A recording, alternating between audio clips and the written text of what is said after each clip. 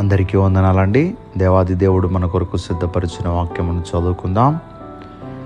నీ ఎదుట నేను పాపము చేయకుండానట్లు నా హృదయములో నీ వాక్యము ఉంచుకుని ఉన్నాను.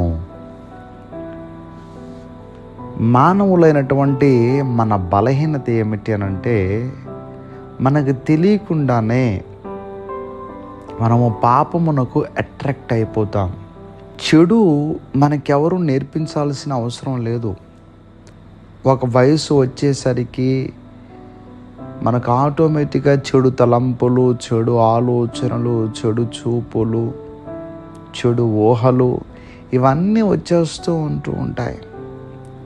ఎందుకంటే యేసుక్రీస్తు ప్రభువారు మత్తయి శుభవార్త 15వ అధ్యాయంలో మనిషి లోపటికి వెళ్ళేవి మనిషిని అపవిత్రపరచటం లేదు, కానీ మనిషి లోపల నుండి వచ్చేవి మనిషిని అపవిత్రపరుస్తున్నాయని చెప్పి ఉన్నారు.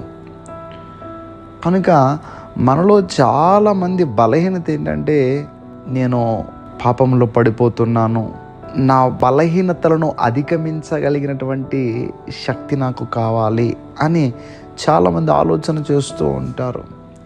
అరే, నా బలహీనతను నేను జయించలేకపోతున్నాను, నా పాపమును నేను మానుకోలేకపోతున్నాను, దేవుని దృష్టికి ఇష్టంగా బ్రతకాలన్నటువంటి ఆలోచన నాకు ఉంది, కానీ ఆ జీవితం నేను పొందుకుంటానా అని ఇలా అనుకుంటూ ఉంటారు. ప్రియ దేవుని బిడ్డలారా, ఈరోజు దేవుని వాక్యం ద్వారా దేవుడు మనతో మాట్లాడుతున్న మాట కీర్తనలు 119వ అధ్యాయములో, నీ ఎదుట నేను పాపము చేయకుండానట్లు నా హృదయములో నీ వాక్యము ఉంచుకొని ఉన్నాను అంటున్నాడు భక్తుడు. అంటే దేవుని ఎదుట మనం పాపం చేయకుండా ఉండాలంటే దేవుని మాటలు మన హృదయంలో ఉండాలండి. ఎవరి హృదయములో దేవుని మాటలు ఉంటాయో వారు పాపమును మానుకోగలరు, చేయకుండా ఉండగలరు. అందుకని అంటున్నాడు, నీ ఎదుట నేను పాపము చేయకుండానట్లు నా హృదయములో నీ వాక్యం ఉంచుకున్నాను. మన హృదయంలో దేవుని వాక్యం ఉంటే గనక పాపము చేయాలన్నటువంటి తలంపు మనకి రాదు.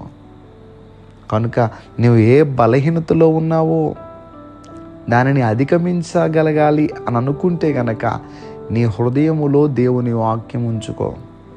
దేవుని యొక్క వాక్యముతో నీ హృదయము నింపబడినప్పుడు పాపమును నీవు జయించగలుగుతావు. దేవుడి మాటలు మన వినికిడిలో దీవించును గాక. దయచేసి ప్రార్థన చేసుకుందాం.